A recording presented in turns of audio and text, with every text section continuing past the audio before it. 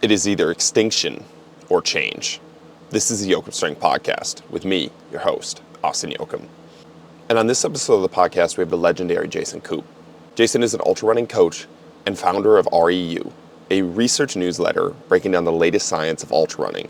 And their tagline of no hype, all science is probably the best way to describe this podcast, where Jason takes us down his approach to training ultra runners, how staying out of training philosophy fads and looking at the athlete in front of you can save you from training wreck, and why many times we are succeeding despite of our program and not because of.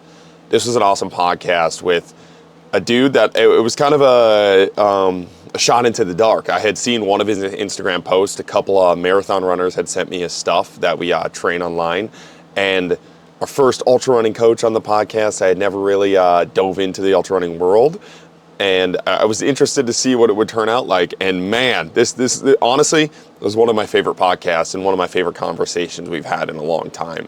And it was it's just super cool to hear Jason's approach. I really liked having an outside philosophy of like the meathead to the ultra running world, and like trying to find a way to get to a middle ground, not even a middle ground, but have that conversation piece where it's not like we're both in the same sector already talking about the same stuff. And I really enjoyed that dance that this conversation kind of brought us to. And Jason just has a wealth of knowledge. Whenever guys are just randomly pulling up studies out of their brain and like dropping them on a podcast, you know, they just like, they have done it, they have lived it.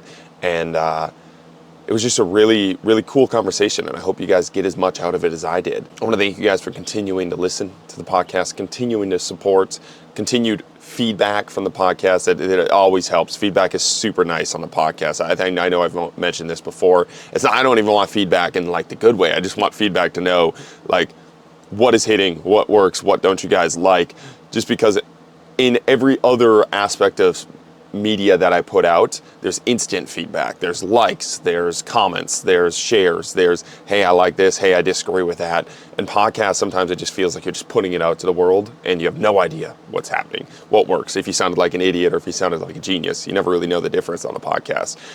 So it's always great to hear from you guys. And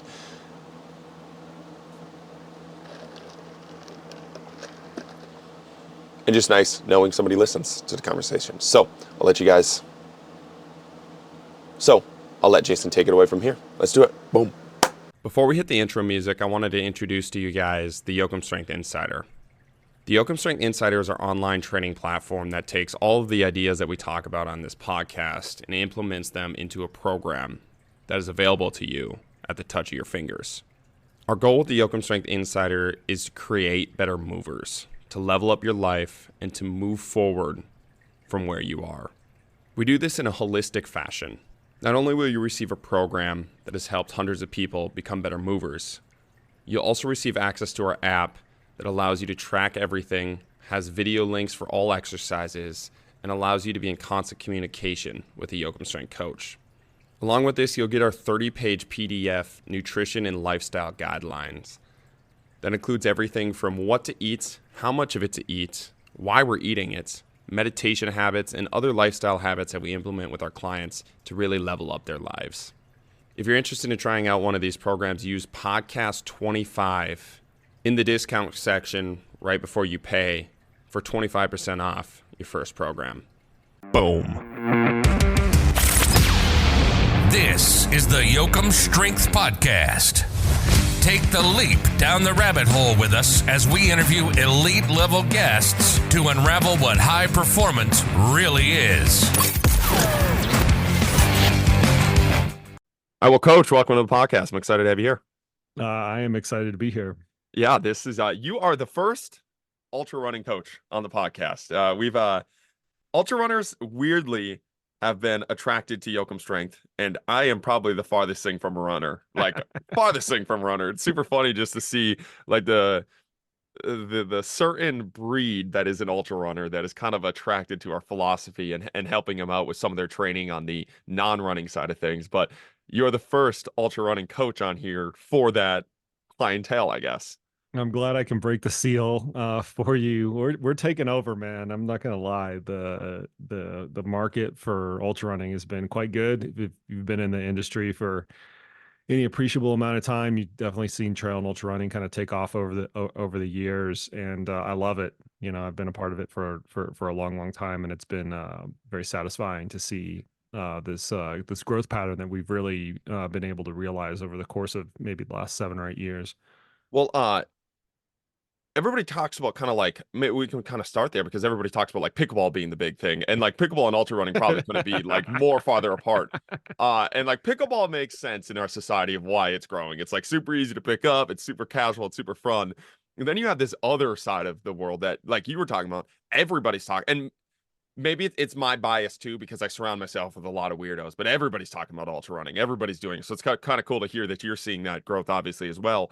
But why is it growing so much? Like what is the allure to it? Is it just because of people like Goggins have like popularized it? Or like what's really driving the growth there?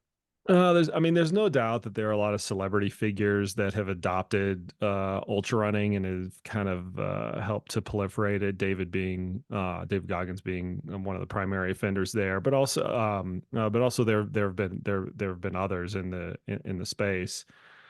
I honestly think a bigger thing is just distance running and marathon running have gotten boring.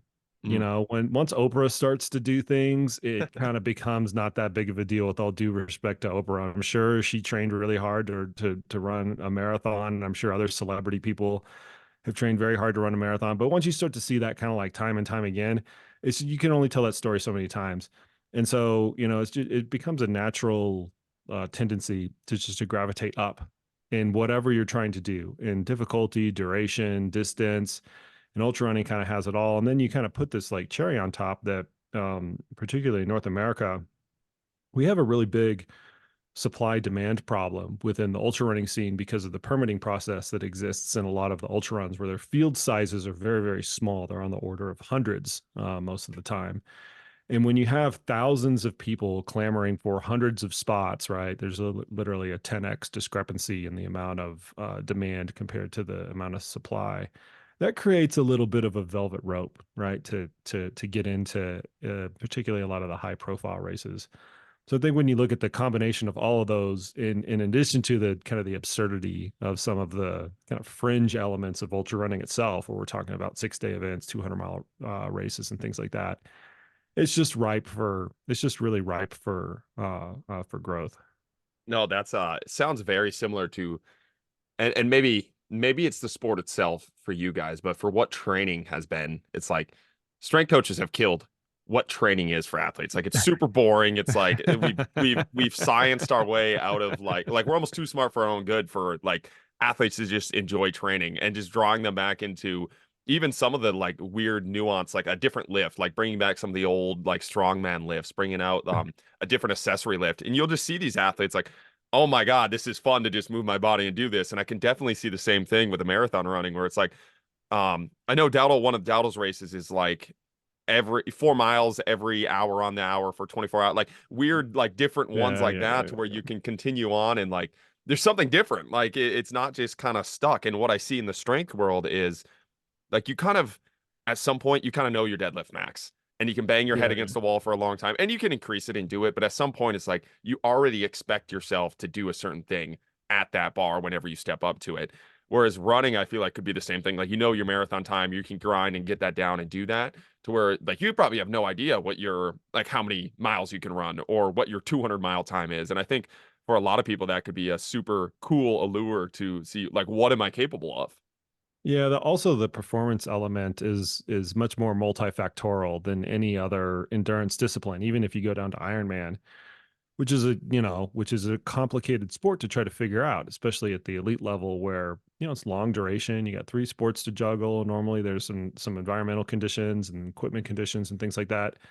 Ultra running really takes that to another level, where the duration of the event just brings in all of these other elements that are just interesting to prepare for, whether that's training your gut or training for an environmental condition or even training for the type of terrain that is going to present itself on race day, which is quite different from one race to the next. You go to any standard marathon, and they're all relatively similar. You don't have a hard time finding the type of terrain right? That a normal marathon would encompass. Everybody makes a big deal about the Boston Marathon, right? Which, is notorious for Heartbreak Hill and the kind of hills in the latter part of the course.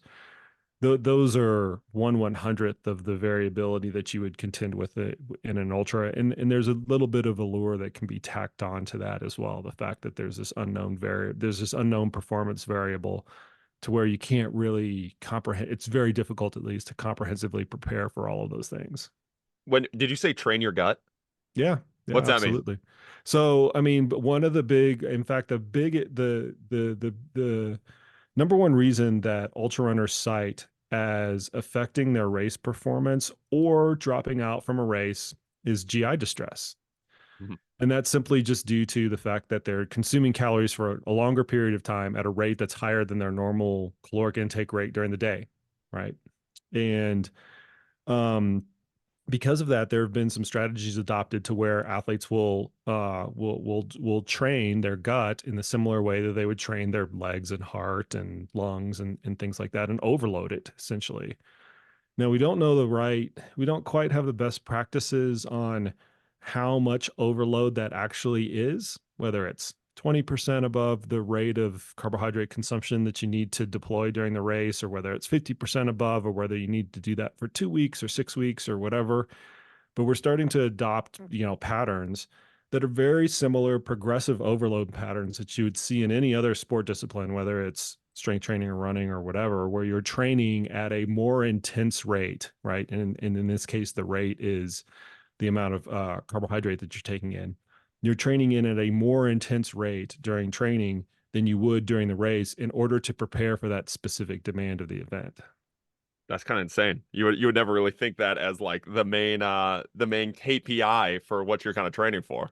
It's actually, I mean, there's actually really good, mainly post hoc survey results from the literature that we can draw from, most notably from Dr. Marty Hoffman, who's the medical director, longtime medical director of the Western States 100, which is one of the most revered ultra marathons in the world, and certainly in North America, it always produces the most competitive field. And he kind of started a lot of the research around this area, and one of the things that he drew from, or one of the things that he kind of concluded, was this list of what ails runners, both in terms of what affected them during the race, or the primary factors that affected them during the race: stomach distress, my feet hurt, I got leg cramps, I was inadequately heat acclimatized, kind of whatever the whole slew of things was.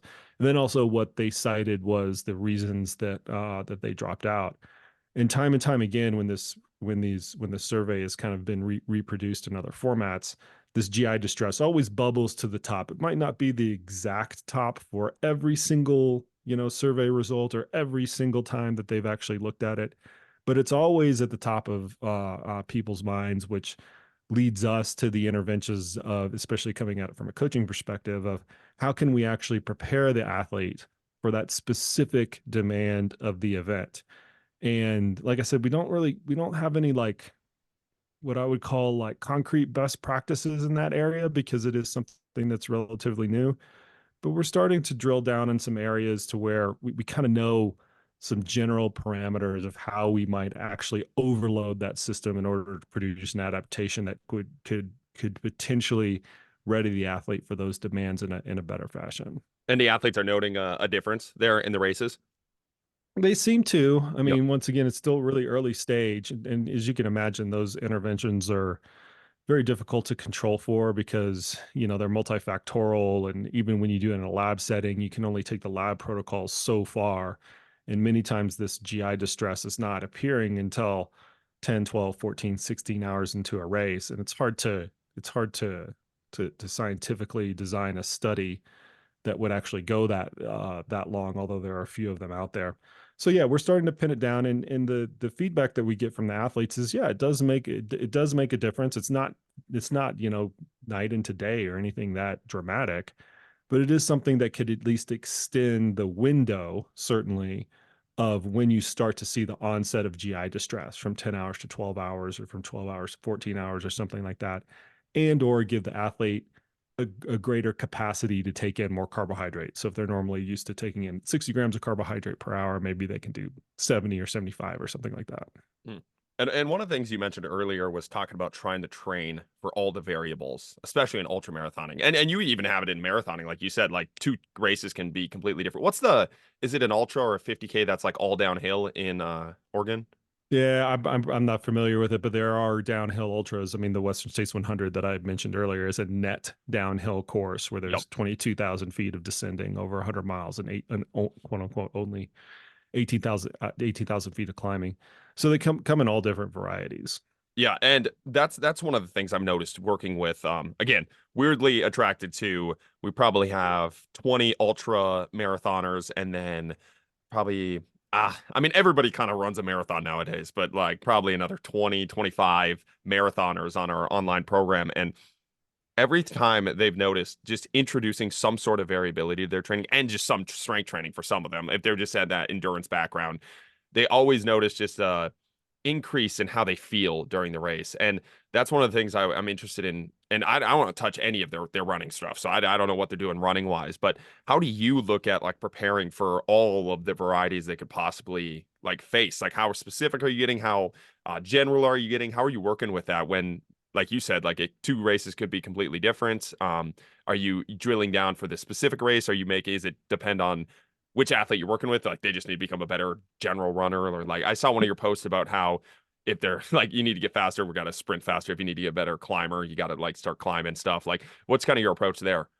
I mean, it's definitely, it sounds so cliche, but it's comprehensive. I mean, normally what I do is I have a list of specific demands that could apply for any ultra marathon. And those range from environmental demands like preparing for the heat and or cold and or altitude to musculoskeletal demands, things, even demands on the level of the skin, right? We have a lot of blisters and things like that that actually happen in the sport.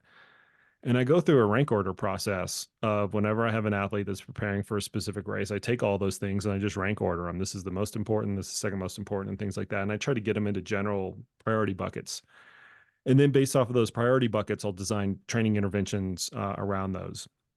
At the end of the day, from an intensity standpoint, ultra marathon, even when you take in all of those discrepancies, is a very low intensity event. We're typically, locomoting at anywhere between 40 and maybe 65% of VO2 max, right? We're not approaching 75 or 85% of VO2 max, except for the very best athletes across the very best or the very fastest races. And so from a run programming standpoint, there tends to be a very typical run of show, all pun intended, to which you're doing high intensity, low volume work earlier in the season, and then you're gradually transitioning to lower intensity, higher volume work later in the season for your run programming.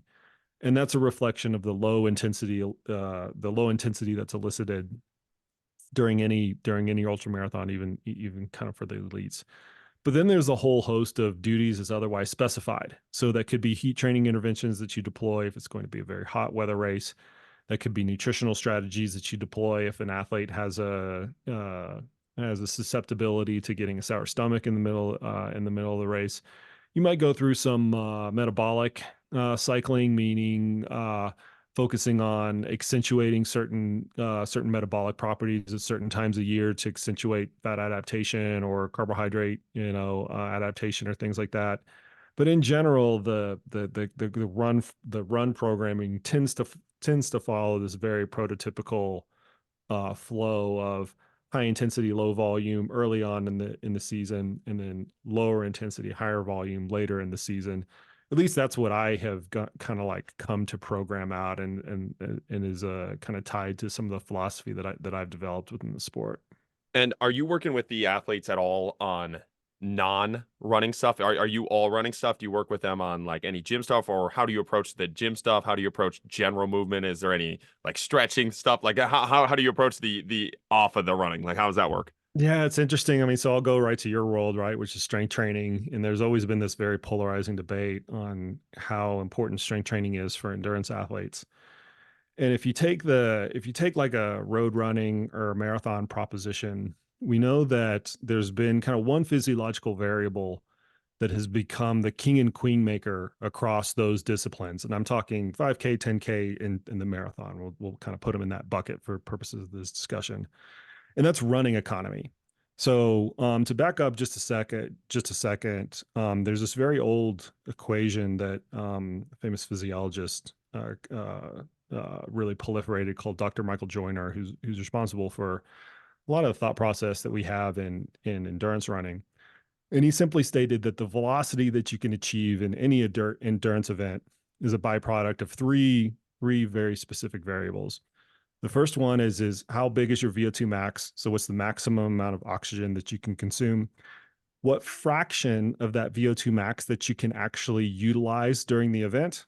So for an elite level marathoner, that might be 92 or 95% or something like that, right? Very, very, very good athlete. For a 10K runner, that might be 100%, right? Of their VO2 max. For an ultramarathon runner, that's probably 65 or 75% of their VO2 max. And then the third variable is the cost of running, or its mathematical cousin, running economy, which is what most runners are going to be familiar with. And the cost of running, all that is just the amount of oxygen that it takes to go a certain distance. The mathematical cousin of that a lot of run nerds will be familiar with is running economy, and that's the rate of oxygen consumption at a specific speed. And my point with that whole background is that this final variable of running economy has really become the king and queen makers, literally become the king and queen makers within the marathon world. You saw that most recently in the super shoe revolution, where all they did was tweak the equipment. They didn't even change the athletes. They just tweaked the equipment. And there were profound improvements in the marathon world, so much that it sparked this whole debate about cheating and are the results real, and on and on and on. We're not going to rehash those debates here. But my point with all of that is that in the marathon world, this single variable, especially in the elite marathon world, this single variable, running economy, is so incredibly responsible for the ultimate kind of the outcome of performance. You move that into the ultramarathon world, and we think about the question, okay, how important is running economy from an ultramarathon perspective? And it's kind of a meh, it's kind of, yeah, it's important, but it's not really that important. So then we back that into your question of, are we focusing on things as otherwise specified? In the marathon running world, we are going to the ends of the earth to improve running economy. I mentioned one way that we can do that, which is with the equipment. Another way that we can do that, which is kind of tied into the discussion here, is with strength training. We know very clearly that if we use heavy strength training and or plyometric training, that we can improve running economy on the order of maybe 1% or 2%, which that's material at the elite perspective. So it makes all the sense in the world to incorporate strength training from that perspective in the marathon world. However, since running economy is not that important in the ultramarathon world, this proposition of using strength training to improve specifically performance has to take on another wrinkle to it, right? Are we going to use strength training to maybe become more durable, right? Which is a colloquial term, more or less, that we try to throw around. Is strength training actually important from an ultramarathon perspective? Meaning, do runners that exhibit better strength properties actually perform better than runners who don't have those same properties? And that's an outstanding question. So to go back to the original things, do I program the kind of duties as otherwise specified? Sometimes it's yes, and sometimes it's no. And the reason is because some of the strength training stuff takes on a little bit of a different flavor from an ultra running perspective. I can tell you what I've been doing with my elite athletes is I bring in the heavy hitters. I bring in the strength training experts, either from a corrective exercise specialist standpoint. So I have a number of people that I work with, and I turn their strength training over to them in a lot of cases. And in some cases, we're not abandoning strength training, but we're not even doing it all together. And I can't tell you just sitting right here that all athletes should be doing flavor A or all athletes should be doing flavor B. I really try to assess up the situation and treat it from an individual profile in terms of what they may or may not what they may or may not lead. So that's a long-winded answer to say it really depends on the individual and what the individual is bringing to the table and what I think that they're going to gain from the most in terms of from a performance perspective. I want to take this a couple different ways. I hope I don't forget some of them. I wrote them down. Yeah, it's all good. All We good. talk about the running economy and maybe I'm butchering kind of the term, but I just using my buddy Mark Dettel as the example. He was an outside linebacker with me in college, playing college football, like an All-American, like a freak, explosive athlete, and like could sprint super fast, was just an animal.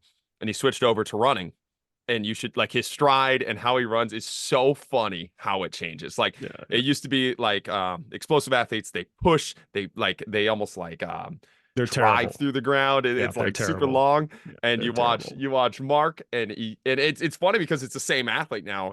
When he sprints now, everything is like bounce. It's vertical. It's like using the ground. It's like super efficient. And I'm like, it was such a cool example of the body adapting to the demand Yeah. that was placed on it. So what's kind of your approach to working on like changing? I don't know if I want to call it running technique, but like kind of that how he naturally just shifted to more of Yeah.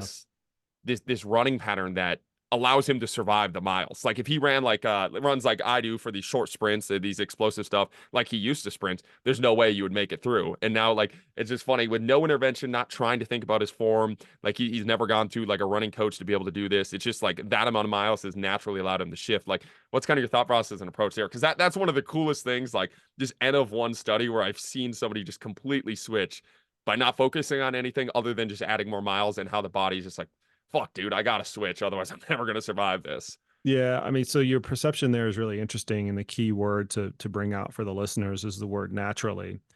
So there's this, and I'm going to come back to that in a second.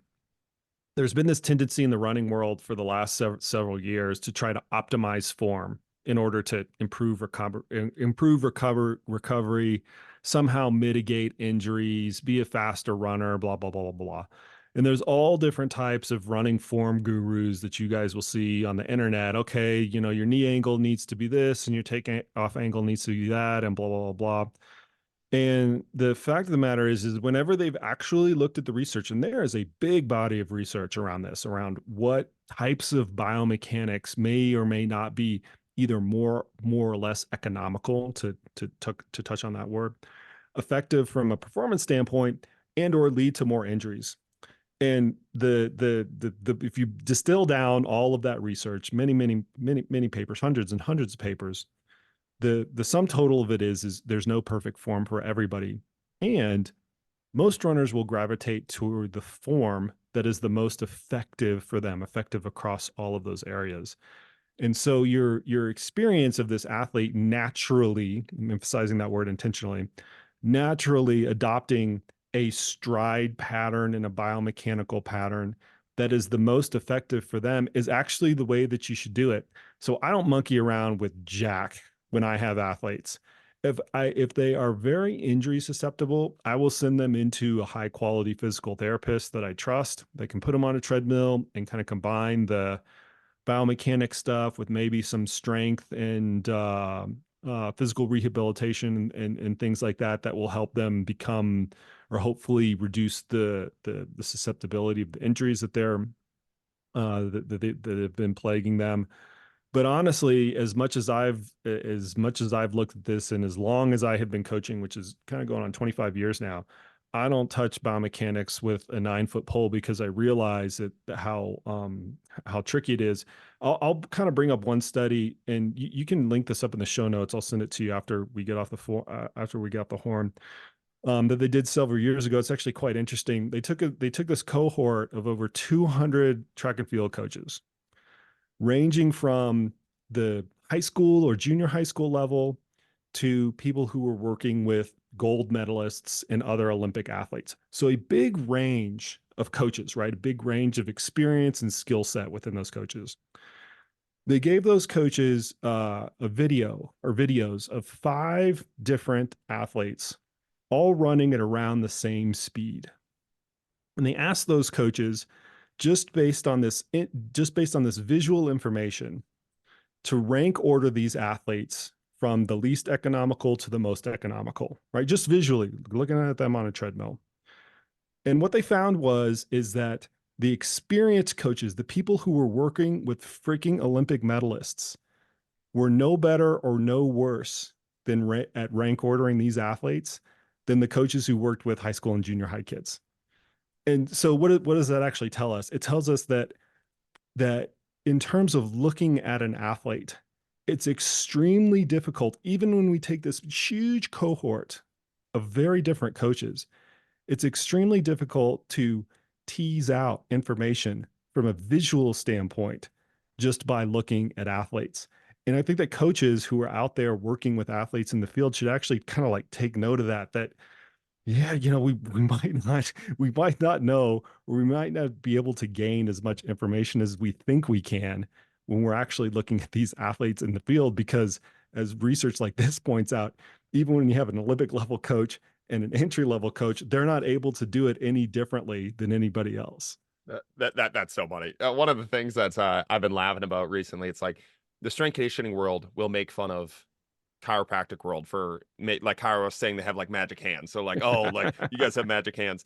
And then in the same like sentence, we will turn around and say we have a coach's eye. We have something that's special that we saw. You know, it's like bro, we're saying the same thing. Like, what are we talking about? It's just super funny. But with that running economy, and I'm gonna just spitball something here again, not in the ultra world, but thinking about this in this just thought that popped up in like the softball and baseball world. The constraint-led approach for softball is if we want to have somebody basically find their natural swing or find something that's natural for them, we'll give them different implements with the bats. So like a heavier bat to see if they can be more efficient, because otherwise they're not going to be able to get that bat through. A lighter bat maybe to work on bat speed, but you can kind of play with some constraints there. Is something you can do with an ultra runner, have them run like more miles to find that efficient thing because it's the only way they can survive it, or like is it just literally just the long term naturally finding it, or like what's kind of the approach there? I'm just thinking in that like differential learning, like constraint led approach of things in the team sports world. Is that applicable at all in the ultra world, or is it such a long term shift that it doesn't really work that way? Yeah, I'll take a little bit of a different spin on this. I think might be more applicable for the listener. So one of the lenses that we look through are what are the athlete's strengths and weaknesses, and what do they adapt to more readily versus less, or they don't adapt to as much. And a great lens to look at that through is just their previous training history. One of the things that I do with any new athlete is we take a really complete and comprehensive assessment of all of their previous training. And I'll take it going back however long they actually have. Sometimes that's decades. I just took on an athlete that has like 15 years of very, very good athlete, 15 years of high level endurance experience. And I poured over, me and one of my colleagues poured over all of her training. It was like a whole week and a half like long process to actually figure this out. But one of the key questions that I'll ask during that time is, when were you performing and training at your best, and when were you performing and training at your worst? We can get somewhat to that answer just by looking at the race results. That's pretty easy. When were all the PR set, and when was there an absence of results, right? The easily publicly available information. But I always like to ask the athletes about that. Then you look at what was surrounding that period of time. What type of training? Was it high volume training? Was it high intensity training? Was it a particular workout construction that was catalyzing either one of the end points of this particular bell curve?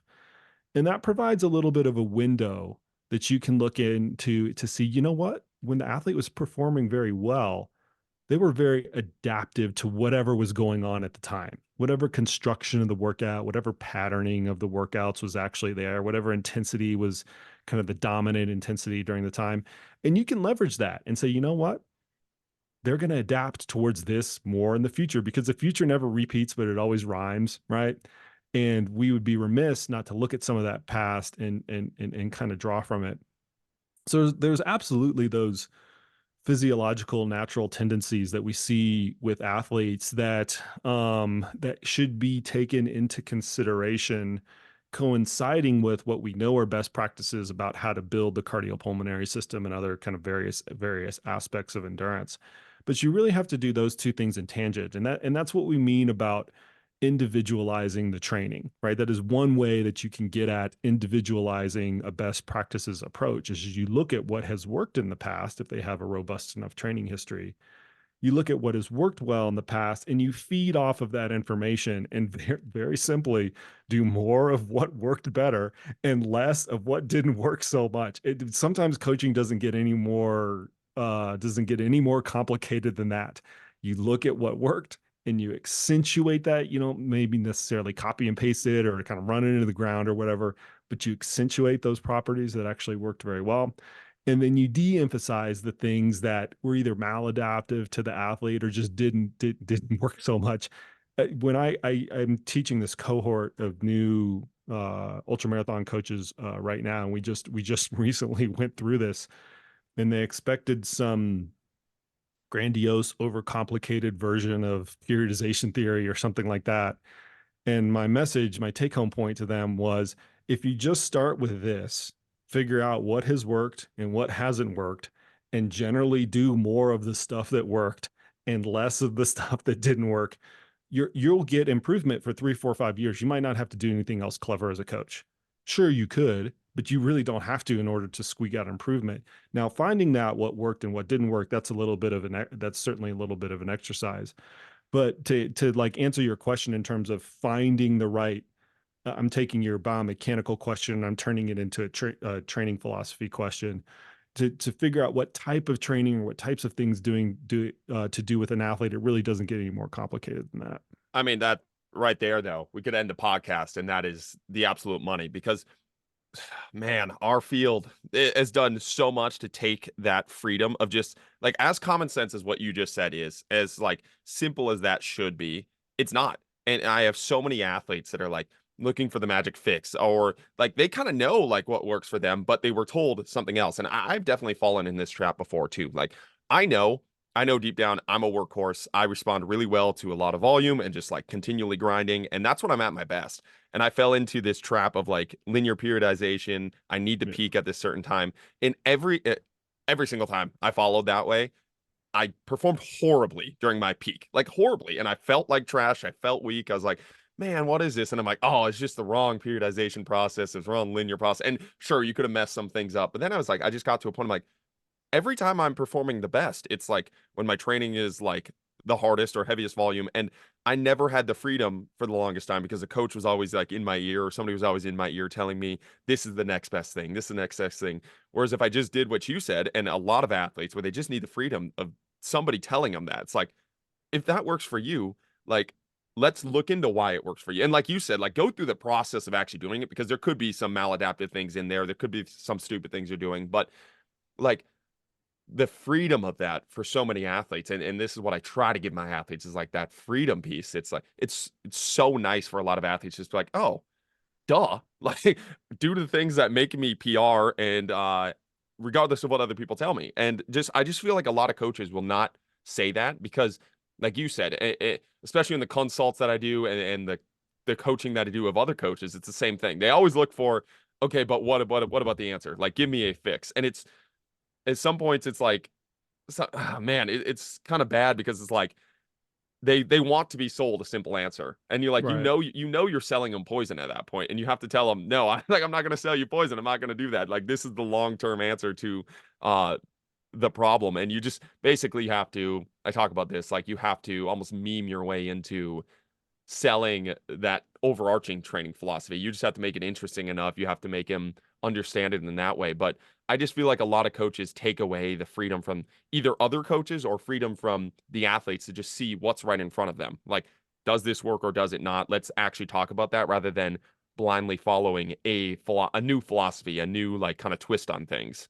Yeah, I'm in a little bit of a luxury position because by nature of first off, the athletes that are in ultra running are typically experienced endurance athletes. Like they don't come they do every once in a while, but most of the time they come from some reasonable endurance background, right? They either did marathoning for a while, they did triathlons, they've been trail running for a long period of time, and they're coming into coaching. And because of that luxury position, I have this opportunity to look at in almost all cases, years of training. And it's in different formats, right? I use Training Peaks to deliver my training. Sometimes it's in spreadsheets, sometimes it's in written down on napkins and in spiral notebooks and things like that. But my point is the training, looking at training history, especially when you have a robust amount of training history, it's so incredibly powerful to digest as a coach when you're initially getting an athlete, because you can absolutely see those patterns, especially if they have them over long periods of time, of what worked and what didn't work. And if I could stand on a soapbox for just a second, we actually have a really big problem in the endurance space. And I don't know if this is kind of paralleled in your spaces or not. I'd actually like to kind of know the answer, to where coaches and practitioners will deliberately delete their athletes' training whenever they depart, right? Athlete is working for a coach for a few years. They decide to move to another coach or coach themselves, and the coach deliberately deletes all of the training that they've kind of prescribed for the athlete. And I've always viewed that as quite tragic, because there's a lot to be gleaned. There's a lot to be gleaned from that history. And as a professional coach, if you're doing this for a living and you're interested in the athlete's best interest long term, you should absolutely do everything you can to preserve 100% of the integrity of that athlete's previous training. And it's always been perplexing to me when I get new athletes from other coaches those coaches have deliberately gone through this process of deleting some or all of their training history, knowing how incredibly important it is.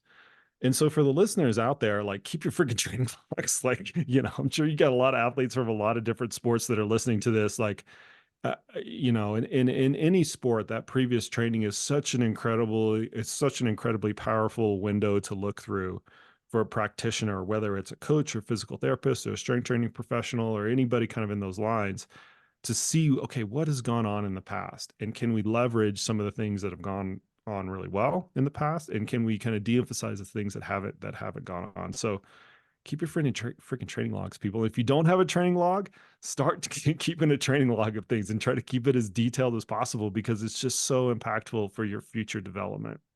That's money. I want to say, in the strength training world, sports performance world, team sports world, it's deleted on purpose in that realm. But what we are notorious for is claiming all of the successes of the athlete and disregarding all That. negatives. Yeah, Like, I mean, it's yeah. especially the worst is the injury preventionists, like in the team sports. It's like, I mean, I have literally seen them post an athlete over and over and over again, claiming, and like, this is the gross part, is they will take other athletes that get hurt, say, my athlete's not hurt, this athlete's getting hurt if he trained with me, then their athlete will get hurt. Because let's say they're playing in the NFL, they have a 250-pound linebacker sprinting at them 20 miles an hour. They hurt, like, just happens. Like, it happens in there.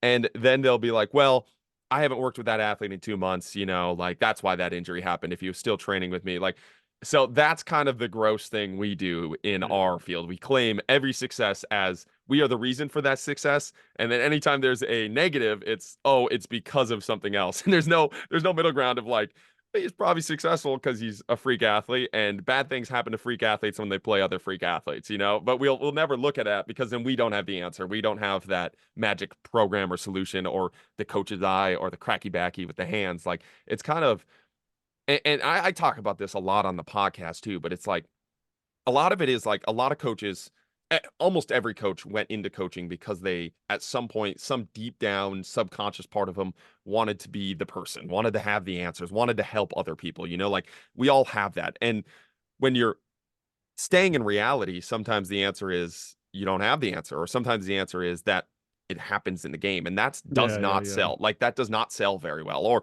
even in ultra running, somebody like steps on a rock or something like that, and an ankle goes, something like that, like, and not having the answer doesn't sell as well as having the answer. So, like, it's, especially in the social media world, everything, like you said, there's no, I think we talked about this before we started recording, but you were saying there's no money in any sort of nuance, like, the money is in, again, my program's the best, and if somebody gets hurt, it's because their program's the worst. And there's no luck, there's no, like, have you read the book Thinking Fast and Slow? Like that, every time I think about it, I'm like, oh, like, we're very bad at looking at all of the data points and all of the randomness and luck that go into these very complex, chaotic systems. And when you do go into that world, it doesn't sell as well. So you have to find a way to sell it. Yeah, I mean, so first off, I agree with you on all your points there. We have the same phenomenon happen in endurance coaching where coaches love to take credit for the wins and avoid taking credit for the losses, and it actually should be the opposite. If an athlete gets injured, and this is really common in endurance sports, up to 70% of athletes will lose at least a day of training in any of the endurance sports when you kind of like pull them all together. That's an astounding number. That's like kind of horrifying, to be honest with you. Whenever there is an injury, there is for sure a component of training program that goes into that. That might not be the only thing, but that is a big piece, is training programming that actually gets fed into that injury cycle. And then if you broaden that out to the performance lens, there's absolutely training programming that goes into both sides of it. Sometimes you screw the programming up and the athlete doesn't do very well. Sometimes you screw the training programming up and they still do well. And then the opposite is like also true. So, I've always taken the approach where I like to empower my athletes to take responsibility for everything. If they do well, they get all the credit.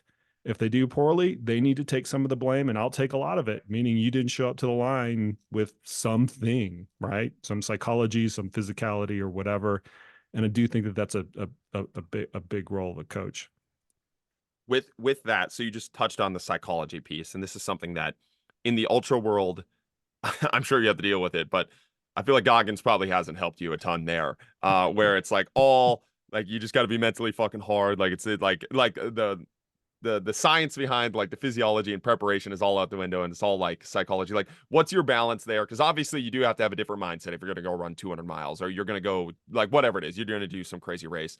How do you approach that with your athletes, and like what's your overall philosophy on the psychology behind it and kind of the stay hard kind of approach to, I'm sure you get a lot of it or you just hear a lot of it in the ultra world? I appreciate David a lot. Let me take one pause. I got to shut my dog up. No, you're good. You're good. Sorry about that. I've got this obnoxious German short hair pointer that gets confused about how she can get in and out of the house sometimes. But she has stuck outside. Well, the thing is she's not. She's got a dog door, but if she hears me talking in my office, she thinks that there should be a dog door into here. Gotcha. But it's really only like 10 feet away. So it's just like, anyway. Like I said, with Goggins, I mean, because he's so prolific across all different spaces, not just in the ultramarathon world. I mean, he's obviously an accomplished ultramarathon runner. He's by no means an elite ultramarathon runner, but he's certainly an accomplished one. We do see a lot of that trickle through of his specific, like, stay hard philosophy within the sport of ultra running. That is a component to it. Simply being tough and sucking it up is absolutely a component of ultra running, because things never go to plan. Like you just have to kind of like reconcile that fact that at a certain point in time, you're going to have to put your head down and run and continue to make forward progress. The anchor point that I typically use on the sports psychology side to facilitate a lot of things, whether it's confidence or toughness or readiness or any of those prototypical sports psychology components, is to use the training. And I've felt that that's what the athletes can most readily identify with, because they know the training that they've done and they can correlate that training to a realistic race performance. Whenever we have, whether it's self-doubt or overconfidence, right? You can just take those two polarizing opposite ends of the spectrum. The reality is always the light of the reality is always shown through the training that you've actually done. So if you have a lot of confidence and it's not really well that placed, you probably need to, have a little bit of a come to Jesus talk through the training that you have done or probably have not done. If you're lacking confidence, which also happens in ultra runners, and you should actually be confident, you can turn that ship around as well, just by looking at how good all the training has actually been. And there's a whole host of other strategies and things like that that you can use on the psychology side, just like you can with traditional training interventions, mileage, volume, intensity, frequency, all of those other things. But I found that often that the anchor point, kind of the main anchor point within the sports psychology side of things is just to look at how the training has gone, where the gaps are, being realistic about that, and then kind of going forward with it. As a byproduct of just doing so much training, most ultra runners are doing 12, 14, 16, 18 hours a week of training. That's a lot. They have the stay hard piece of it, maybe to different degrees. Goggins would be the apex example of that. But most ultra runners, they don't survive in the sport very long without having a little bit of that grittiness and toughness. It's just engendered within the sport itself and as a byproduct of the training. So I find that I don't have to emphasize that as much with athletes. It's more around the confidence piece of it, because ultra running has this really interesting aspect where the races are so much longer than any single training activity. There's always a gap, right? There's always this period of unknown between your longest training activities and the race itself. And because of this period of unknown, sometimes it's like 50 miles, 15 hours. It's a long period of time. Because of that unknown, a lot of people start to have self-doubt. It's like, oh, I've only gone 50 miles in training. How am I going to do 100 miles? I felt like this during my 30-mile training run.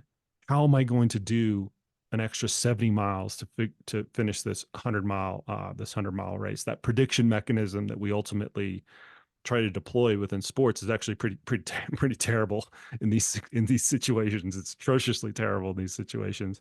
And so what I found is one of the primary keys to kind of unlocking that is just to be honest with the training. Go back, look at the training. Where was it good and where was it bad, and then take that and then go forward.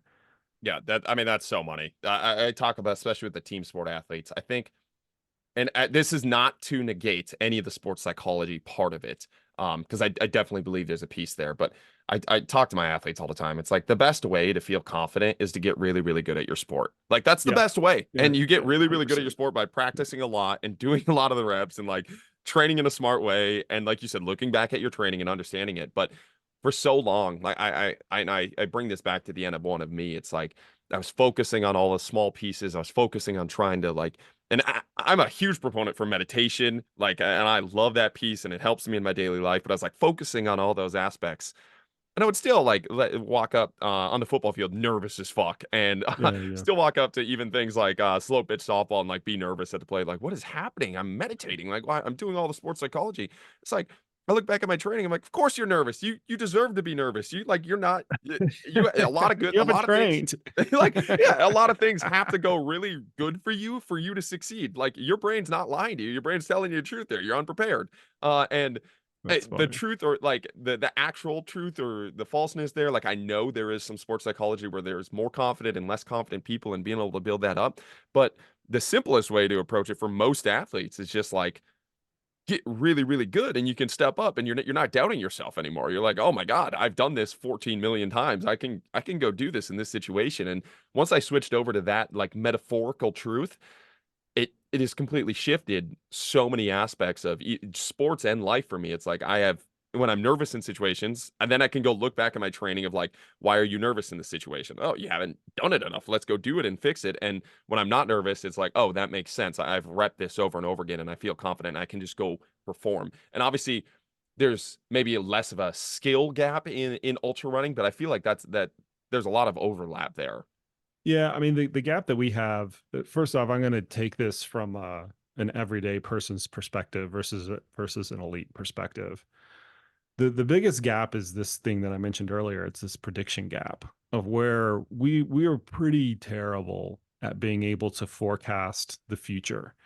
There's this component of the psychobiological model of fatigue, which Samuel Marcora has developed over the last several years, that states that whenever in this phenomenon is known as the perceived exertion endpoint interaction. Once again, these physiologists and really smart people aren't all that clever, so they tend to just describe the thing as it actually is, which I appreciate because then we don't have to call it the purple phenomenon or something like that.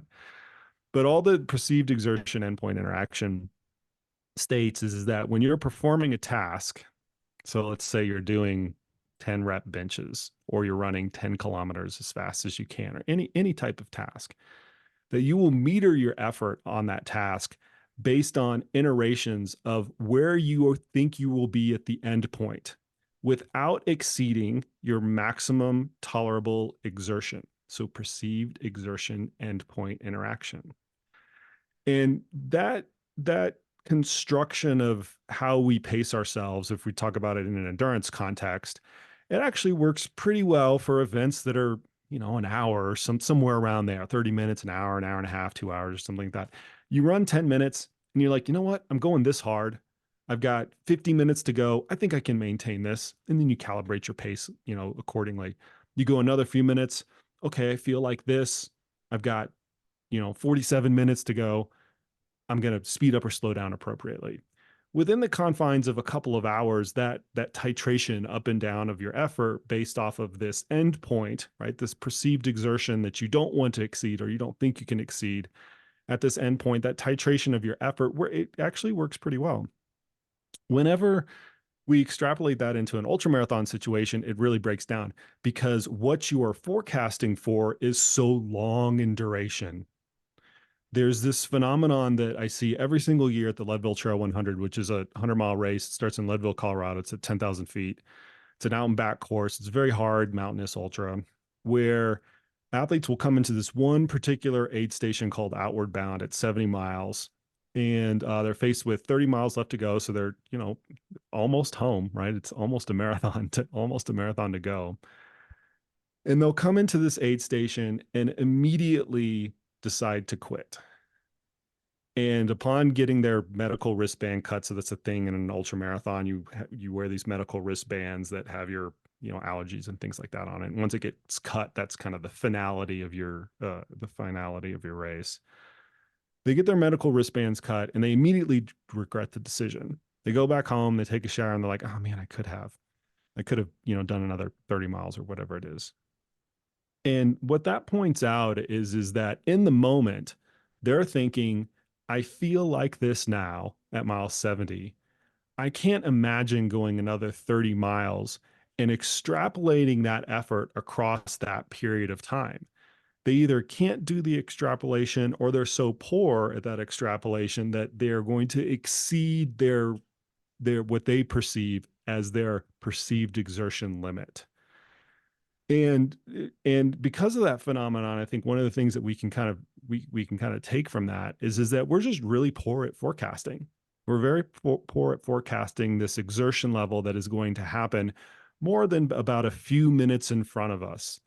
And so this notion of staying in the moment and being present, it actually is quite an important skill from an ultramarathon perspective, because this forecasting element is just so incredibly poor.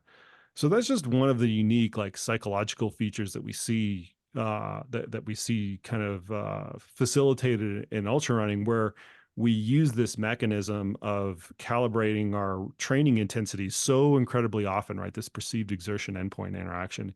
We use this all the time during training because it suits the needs of that training quite well. But we can't deploy that during the race because the context around the situation has changed so dramatically because of this long duration effort and the duration between when we're taking those evaluations and the ultimate endpoint. And how helpful is it for the athletes just to know that too? I feel like the education there has to be super helpful for the athlete to understand, oh, this is what's happening here, and obviously being able to I feel like that could be a beautiful part as just being a coach to remind them of that too. It's you're bad at predicting what you feel now is what's not actually going to happen in the future. Is that kind of your approach in the race? I guess, how do you work with them in the race when you're doing that? Yeah, I mean, in the race actually itself, and this is something that I have definitely stepped up my game with in the last 5 years, is going out to a lot of races to both observe them from a coach education standpoint, but then also to obviously to help the athletes while they're actually out there. And a big recurring theme is to try to compartmentalize things more. So instead of thinking of the next 50 kilometers or 30 miles, breaking it down into smaller and smaller chunks that are a little bit more manageable to conceptualize, and in many cases kind of putting the horse blinders on to what is even beyond that. And I think that that's actually really important, especially at the elite level as well, where they're going way beyond their predictive performance capacity, so to speak, in terms of what we think that they can actually achieve in order to try to win a race. They actually have to stay in the moment, because the minute the elastic breaks, it's very similar to like a Tour de France type of situation. The minute that elastic breaks, it's a very, very hard performance situation to actually to actually recover from. So yeah, I mean, when we go out to races, a big recurring theme is just to make sure that the athlete is not forecasting so much in advance and being preoccupied with what is even 20 or 30 minutes down the line. They should be preoccupied with kind of what's going on in the present moment. Yeah, Mark Dowdle talks about in the ultra races, like he knows he's when he's at his best when he's focused on the next plot of his foot, and it's just plot, plot, plot, plot, plot, Yeah. plot. And he was talking about how that's like one of the best, like that's when he knows he's in the zone for running. I think that touches very well on something that I love that you posted about. It's like I think somebody at a conference was asking you to question like how do you battle through injuries during these races that are inevitably or pain or injuries, and I loved your point where you're like it depends on your values. Like, what do you value during this race? And how do you approach that? Your overarching philosophy, or people that haven't seen that post, I guess we should probably touch on. And then how do you base those values with the athletes? Is it just something that you lay out when you start working with them? Like, hey, like what's your actual goal here? What do you actually value here?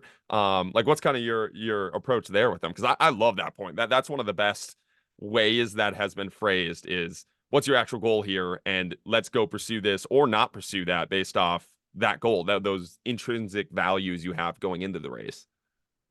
Yeah, I think that a neglected point of a lot of coaches is to ask their athletes how much of a risk-taking proposition they are willing to endure. Because I pulled out the stat earlier that up to 70% of endurance athletes will lose a day of training to injury. It's a very injury riddled sport. And then when you even extrapolate that into the races, to the ultramarathon races, which are a marked deviation from the training process, right? You might have equal or greater amount of volume of running during one single race than you have in 1 or 2 weeks of training, right? You go and run a 100-mile race. There's a lot of people that go into that doing 50 miles a week of training. That's a very common construction. And so because of that, almost everybody after an ultramarathon has some type of injury to some degree. Sometimes it's relatively benign and it's limited to the soreness at the level of the muscles, or maybe they rolled an ankle and they were able to kind of like run their way around the injury and things like that. But I think because of that, because it's an inevitability, coaches and athletes need to think about, okay, what are my values here? Am I going to be a go big or go home person? Am I going to be win at all costs? Am I going to finish at all costs? Am I death before DNF, which is a phrase that we use in ultra running? And there's no right answer for all of that. It's all based on the athlete's individual construction. But if you don't know what that construction is, you don't know how to make the decision in real time, or you have less resources to make the decision in real time. So I think that that's the first step, is just to go through, hey, how much am I willing to potentially be injured, and to what degree after this race? And then when you're faced with it, you can make a decision that is appropriate to that particular value system. And that might be different for different athletes. It might be different for different levels of athletes. It might be different for depending upon the race that you're going into, whether it's an A race, B race, C race, and things like that. And once again, I encourage athletes to take that as the first step, because then when you actually get into it, if you have rolled an ankle in the middle of the race, or you do have something kind of go awry in the kind of towards the latter parts of the race, you have some sort of framework that you can draw from that can at least serve as an initial guidepost for, do I want to continue based on this value system? Or should I, in fact, pull the plug based on a different set of values that you actually came up with? So there's no universal answer, but it is something that you have to be very deliberate about, because make no mistake, You do these things for any appreciable amount of time, you're going to get hurt in the middle of the race and be faced with the decision. Do I want to potentially go on and perpetuate this injury, whatever it is? Musculoskeletal injury. Sometimes it's an organ injury, right? Sometimes it's a skin injury, right? At the level of the foot or something like that. Do I want to continue on with that? Or based on my individual value systems, do I want to live to fight another day? Mm, man, that's so good. And it's crazy the power of just talking to your athletes about a lot of this stuff too, and like laying this stuff out. And I feel like I don't know. I'm not speaking from the endurance world, but the strength world. It's something I talk to coaches, and it's like a light bulb moment when you tell them stuff like this. It's like, yeah, just talk to your athletes. Like you talk to your athletes about some of this stuff, and you lay some of this stuff out, and you learn so much. And it's like Yeah. some of the athletes I have, like they're literally training with me because they just enjoy moving, and it's a fun way to move. And then like I treat that athlete totally different than the athlete that wants to go be an All-American. But you don't know that until you have that conversation with that athlete and what they want to do. And it's like the athlete that is just doing it to enjoy it, like they don't need to be screamed at the whole time we're doing it. Like I don't think any athlete needs to be screamed at or anything like that. But I think a lot of coaches just lose. Like I think they wrap their own identity up in their own value system in maybe Right. I'm a Right. Right. I'd rather die than do not finish. But that athlete has no desire to go do that. And like maybe we don't push them to go do that because they're training with you to I don't know if you do ultras for fun. I shouldn't say that, but it's a lot of people train for fun, like they're just training for fun. And just again, you can learn so much from the athlete by just having a real conversation. But especially in the sports performance world, we adopt this weird, like, rather than a coach athlete relationship where you're having a conversation, a complex conversation that they could have a different view than you, we adapt a coach athlete hierarchy where it's like Right. everything I say trickles Yeah. down to my Yeah. group of Yeah. athletes. Yeah.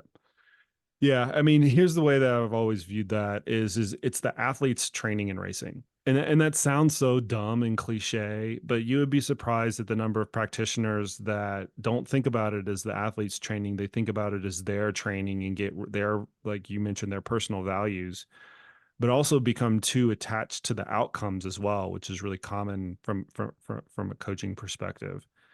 And I've made any number of mistakes in the past working with both regular athletes and elite athletes. But a common theme of those mistakes is confounding the athlete's training for my training. And when I always go back to, listen, it's your training, I'm going to help push and pull on that training as much as I can from a coach. I'm going to help guide and things like that.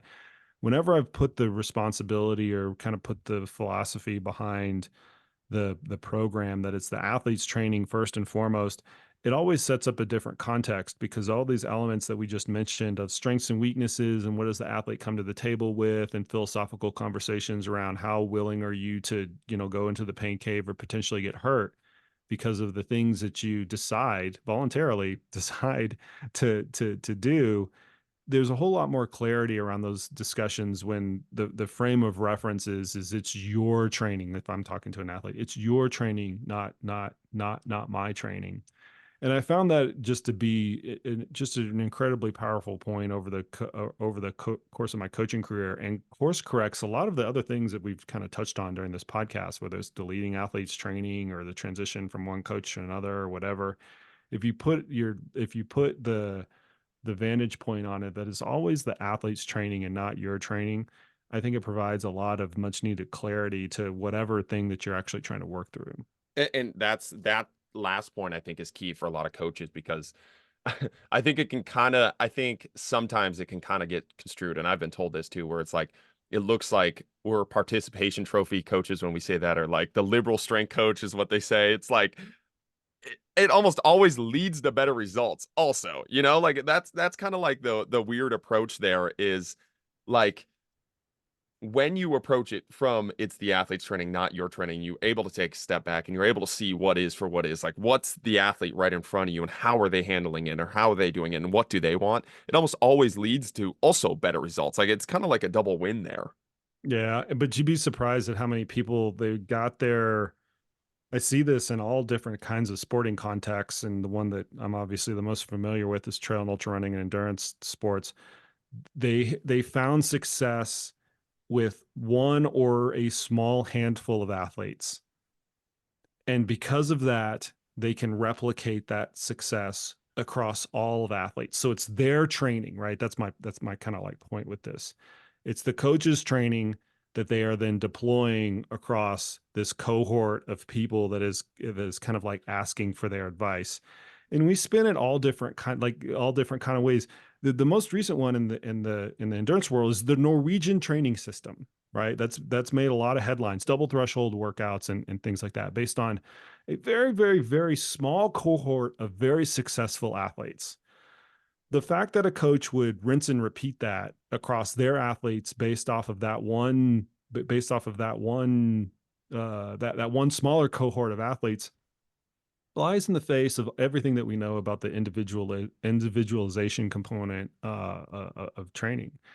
And so much so that we shouldn't even really call it the Norwegian training method, right? It should be some sort of other innocuous training method that isn't related to a country, right? Or a region of people. Let's just describe the training for what it actually is. It accentuates these parts of your physiology. It has this kind of like properties across the time duration continuum or power duration curve or whatever we want to actually look at. You see people, we're going off the rails here a little bit, but you see people whose actual Instagram handles are a methodology of training or even a methodology of nutrition, right? That is a clear-cut sign that we are too personally invested in one thing or another. And when you're personally invested in that, it obscures your vision for the other things that could be out there, the other tools that you can use in the arsenal of tools that you have to actually coach athletes. So we see it across the board, and we even see it across the elite level, which is very, very, very common, where for whatever reason we get success across one athlete or a few athletes, and we're like, I found the solution, right? This is what I'm going to call it. I'm going to brand it. I'm going to name it. I'm going to trademark, I'm going to trademark the name, and we're going to proliferate this training across many individuals. And if history is of any indicating fact, we've seen this play out at the Olympic level many, many, many times. History is any indication, those runs are very typically short-lived. More often than not, that same methodology that produced results for a handful of people can't be replicated in mass across many people because of this overwhelming kind of individualized nature of coaching that needs to be taken into consideration. I'm trying to be very careful here. Needs to be taken into consideration with all of the other training principles that we actually know about. I had this red pill moment in quotations of coaching. So my first head job was at a Division III football college. And working with these athletes was amazing. And then we got bumped to the Division I level, and we brought in these Division I recruits for my first job. And I had always looked up to like these Division I coaches, always, like through my whole training. I'm like, oh my God, they have it figured out. Their athletes are freaks. Like, what is possible? I worked with these Division I athletes for 2 weeks, and I was like, bro, I can do anything with these athletes, and they're going to outperform the Division III athlete. Like, it was just, good. I was looking at this, I'm like, everything that I have like tried to build up of like, oh, it's this philosophy that this coach was using that got to this. And I had like all these data points. I'm like, it's it. And I started working with them. I'm like, this is why they're successful. They have this massive group of, and it was just like, oh, we're succeeding a lot of times despite of our training, not because of it. And you can't, but like, you can't see it when it's all you have. When all you have is Ferraris all around you, you have no idea. And the worst part in the college football world is if you don't have it work with an athlete, it's just like they're cut. They weren't trying hard enough, whatever it is, they're cut. It's gone. Like you're done. It wasn't my training. It's never your training. It's never your football practice approach. It's never that. It's like, well, it's working for these 20 Ferraris and it's not working for you. It must be you. You're out. I'm like, man, it was just one of the biggest eye openers. It's like, I would tell an athlete to do something, one of these Division I athletes to do something that would take maybe a Division III athlete like 3 weeks to learn. They would do it day one. They would look at me like, and they'd be like this coach? I'm like, yep. Like, I can't teach you. Like, you got it. You figured it out. Dude. Like, you're good. Like, you're a freak. But it was such a eye-opening moment in my coaching career to, okay, like, we need to stop looking at these Norwegian models, these pro models, and look at, again, what is right in front of you, what is working with these athletes in front of you. Yeah, it takes, I mean, once again, I can kind of come through this with a lot of experience. It takes a long time to survey the landscape. And when you're initially coaching, you know what the next thing that comes along the pipeline actually is. So if you just started coaching 6 months ago or 10 months ago, their in endurance sports, their Norwegian training method is the thing. You're going to base your entire philosophy around that because it's the only frame of reference that you actually have. If you started when I started coaching, a pyramidal periodization approach was the thing. First, you did, base building, then you did lactate threshold work specifically after the base building phase, and then you did VO2 max work in that very specific order, because that was kind of the only thing that we knew, right? Every 4 or 5 years, there's some sort of wrinkle in what we know about how athletes work. And I use that vocabulary very deliberately. It is a wrinkle, not a seismic shift. We're done with the seismic shift days because we have been studying human performance for a very long period of time. And yeah, we're going to find out, hey, you know what? Muscle protein synthesis is not capped at 40 grams of protein 20 minutes after an endurance training exercise or something, or something like that. You know what, the anabolic response can last a little bit longer. We're going to find like little wrinkles in that every so often, and those are actually important, but they're not pendulum swings. And that's what I think that a lot of coaches and athletes start to get too involved in, is chasing these pendulum swings because it's the next thing in front of them and that they're novel, which is extremely important to recognize that whenever you introduce a novel stimulus, you're going to get adaptation from it. Now, is that novel stimulus the best stimulus, or is it a sustainable stimulus, or is it only sustainable for a certain amount of time? Those are the better questions to actually ask. So if we go back to the Norwegian training system type of conversation, that's a stimulus that you can actually use. Is it the best? Probably not. There's probably no one best. Will it last for a finite period of time before you have to change to another stimulus? Absolutely. But the conversation is not that. The conversation is this: the athletes are the best because this is how they are training, period. And once again, I don't fault the younger coaches for initially making that error because that's all they know that's in front of them. It takes a long period of time and many, many mentors and education and experience to actually have this like survey of the landscape of what I would call best practices. And then the way to tweak those best practices based on the performance outcomes that you want and the individual nature of the athletes that are actually coming to the table. That takes a long time, and there's no, very unfortunately so, especially in the endurance world. I think the strength and conditioning world actually has a little bit better system for this. But in the endurance coaching world, there's no way there's no framework to become a coach. Like we have some, certifications. I've written some of those. We have some like kind of like low, like kind of like low level bars that you can jump through to get an initial handle on things. But in terms of being a continual professional in the arena, you have to man or woman handle the situation and build up a network of professionals, build up a network of peers and rivals and mentors and all those people that are going to kind of teach you the best practices along the way. That is up to just you and only you. There's no system beneath you to actually do it. And that's cool and bad at the same time. It's cool because you can will it into existence. And I'm cut from that cloth, right? I'm a solutions oriented person. But it's unfortunate because I know a lot of people who would like to become a coach in the industry, but they are left without framework and guidance to kind of like initially get their feet off the ground, so to speak. So anyway, my point with all that is it just takes a long period of time to figure those things out if you're a practitioner in the field. And we should tread really cautiously when some of these newer, fancier things kind of come down the pipeline, because we're introducing novelty at the sake of this whole history that we actually have to take advantage of. Yeah, I had Kier when I'm flat on the podcast a month or two ago, and one of the things he brought up, actually the running shoes.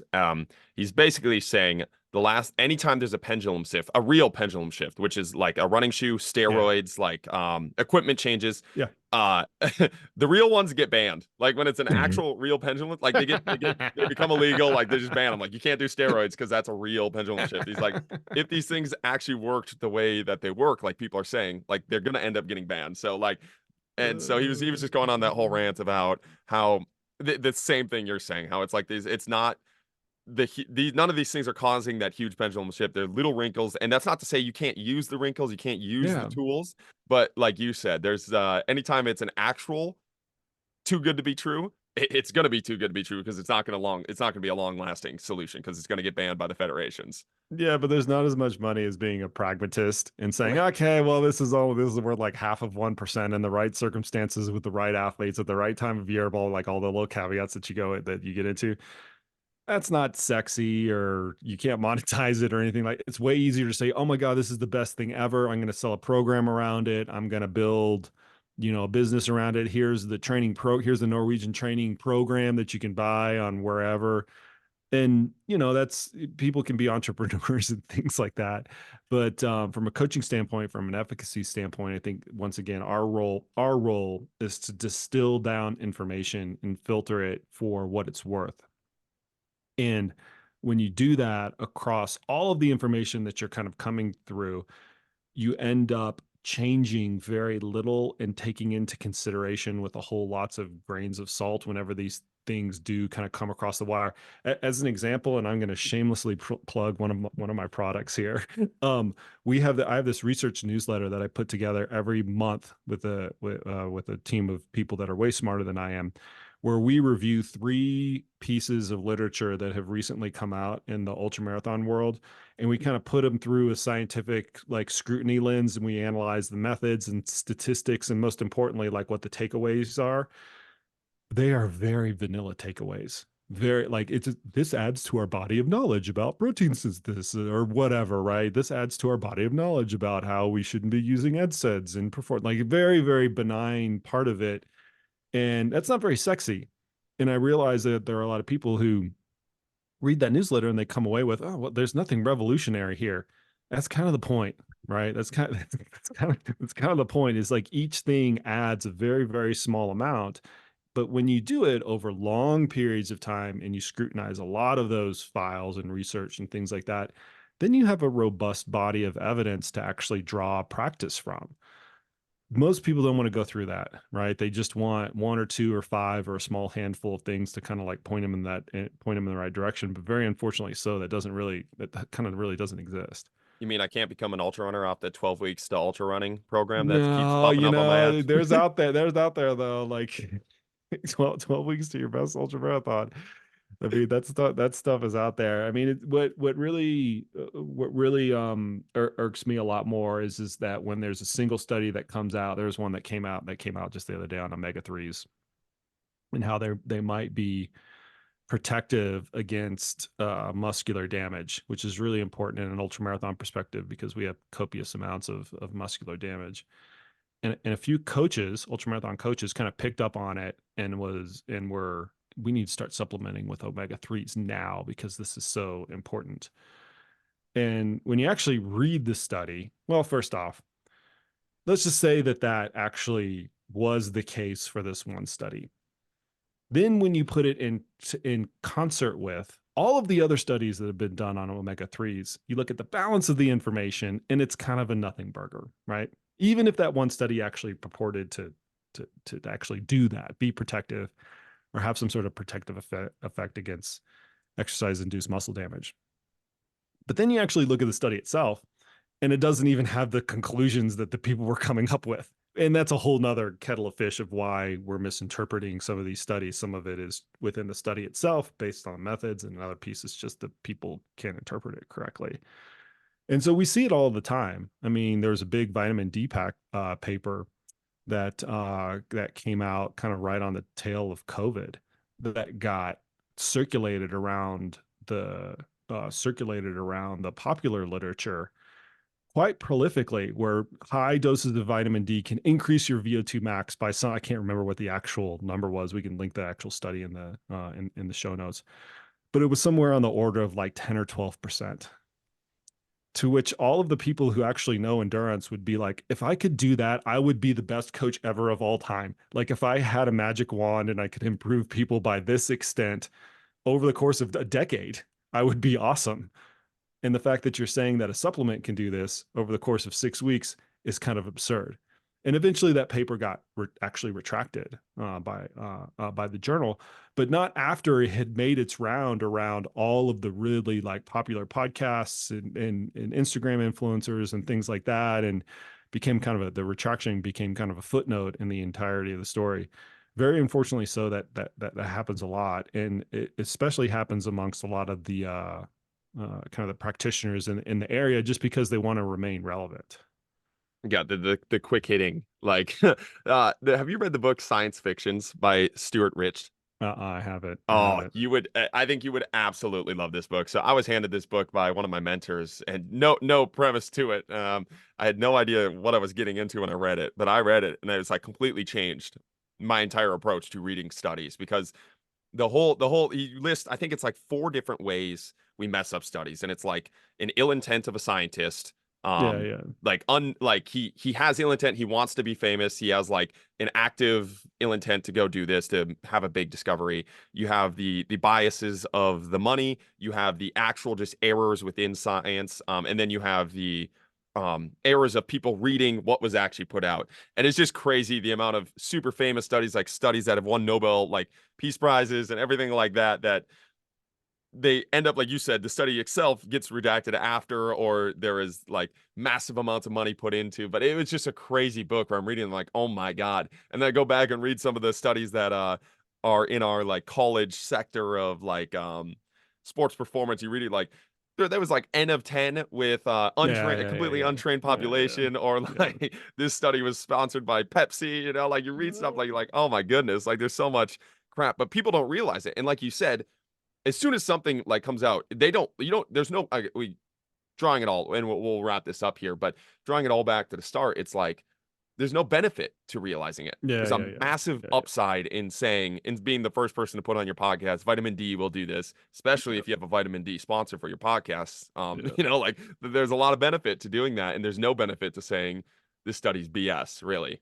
Yeah, the reality of having first mover position, so to speak, when these things come out, because of the quick proliferation of the information, or because information is proliferated so quickly, there is a real advantage to having first mover position and saying, or being kind of the first to break the news. Hey, vitamin D does this, or whatever it is, because that will draw the most attention.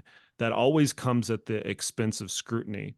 Right, those two things are on a teeter-totter. Having first mover position and getting things out quickly always comes at the expense of putting up a little bit of putting up a little scrutiny, and it's just very unfortunately so.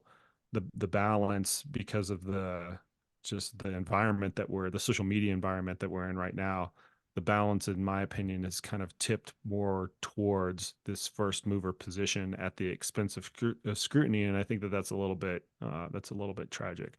And there's a whole host of other variables, as you mentioned, that are kind of at play here.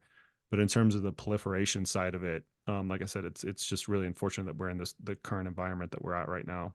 Well, that's why we have long form conversations like coaches like yourself. This one blew it out of the water. I really appreciate you taking the time to come on and talking for an hour and a half. I didn't know if I had no idea how this was going to go, talking to an ultra runner where I had no we're not all weirdos that run in the middle of the woods. So I want to thank you for taking the time out of your day and doing this. This was awesome. Yeah, of course, Austin. I appreciate it. You asked really pointed questions. It was fun. Thank you guys for listening. Keep chopping wood. Thank you for listening. Join us next week as we dive down another rabbit hole. If you enjoyed the show, don't forget to like, subscribe, and leave a 5-star rating. Follow us on Instagram at Austin Yokum to stay updated on future podcast guests. Keep chopping wood.